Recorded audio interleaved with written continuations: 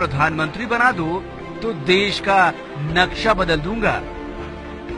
इस दावे को मजाक समझकर हंसी में उड़ाने से पहले ये मत भूलिए कि मोदी जी पिछले 1 साल में सैकड़ों बार देश का इतिहास, भूगोल दोनों बदल चुके हैं। देश को बदलने का दावा करने से पहले मोदी जी देश के बारे में थोड़ा बहुत जान भी लें तो बेहतर होगा।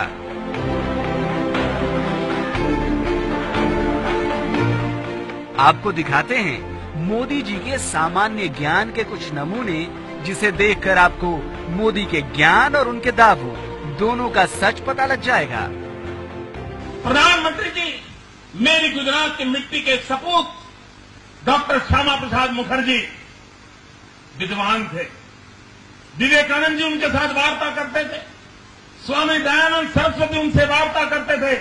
लोकमान्य तिलक उनका मार्गदर्शन में संपर्क बनाए रखते थे। मोदी जी ने जो कहा उसकी हकीकत तो आप समझ ही चुके होंगे। अगर ना समझे तो हम आपको बताते हैं।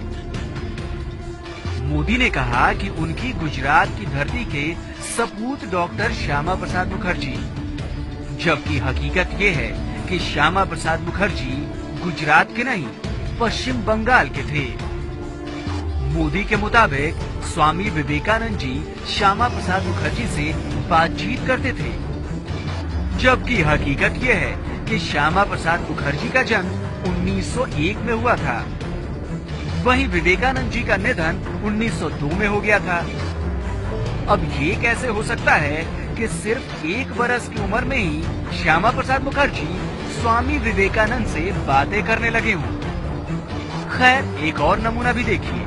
मोदी ने स्वामी दयानंद सरस्वती और श्यामा प्रसाद मुखर्जी की दोस्ती का भी जिक्र किया, जबकि हकीकत ये है कि स्वामी दयानंद सरस्वती का निधन 1883 में ही हो गया था।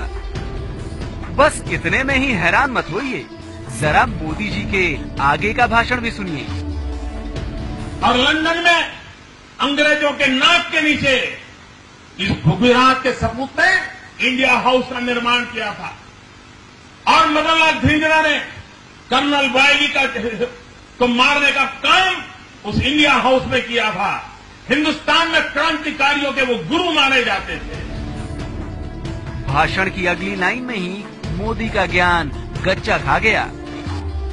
मोदी जी ने कहा कि श्यामा प्रसाद मुखर्जी के कहने पर ही मदन लाल ढींगरा ने लंदन में कर्नल वायली को मारा था।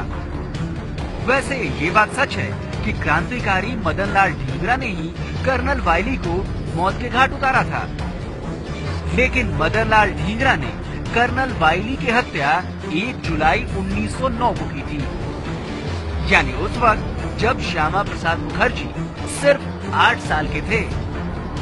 अभी तो और हंसना बाकी है, क्योंकि भाषण का अगला हिस्सा तो और भी मजेदार है। 1930 में उनकी मृत्यु हुई और मरते समय उन्होंने की इच्छा व्यक्त की थी कि मेरे अस्थि जो है उसको संभाल के रखा जाए, लेकिन देश जब आजाद हो तब मेरे अस्थि आजाद हिंदुस्तान में ले जाएं, ताकि मैं जो आजाद भारत की सांस लेना चाहता था, जीते जी नहीं ले पाया, लेकिन मेरे मरने के बाद मेरे अस्थि को आजाद हिंदुस्तान की हवा का रुख का पता चले, इसलिए ये मेरे अस्थि संभाल के रखे जाए, देश आजाद होने के बाद उसे ले जाया जाए। 1947 देश आजाद होने के बाद पंडित नेहरू का पहला काम था कि कोई प्रतिनिधि को भेज करके देश के लिए जीने मरने वाले डॉक्टर श्यामा प्रसाद मुखर्जी के उस अस्थि को हिंदुस्तान ला देते। नहीं किया।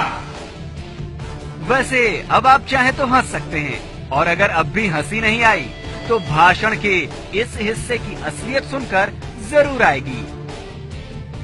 मोदी जी ने कहा कि डॉक्टर श्यामा प्रसाद मुखर्जी का निधन 1930 में हुआ था, वो भी लंदन में, और आजादी के बाद भारत सरकार उनकी अस्थियां तक नहीं ला पाई।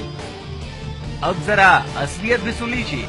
श्यामा प्रसाद मुखर्जी का निधन 1953 में हुआ था, वो भी लंदन में नहीं, कश्मीर में।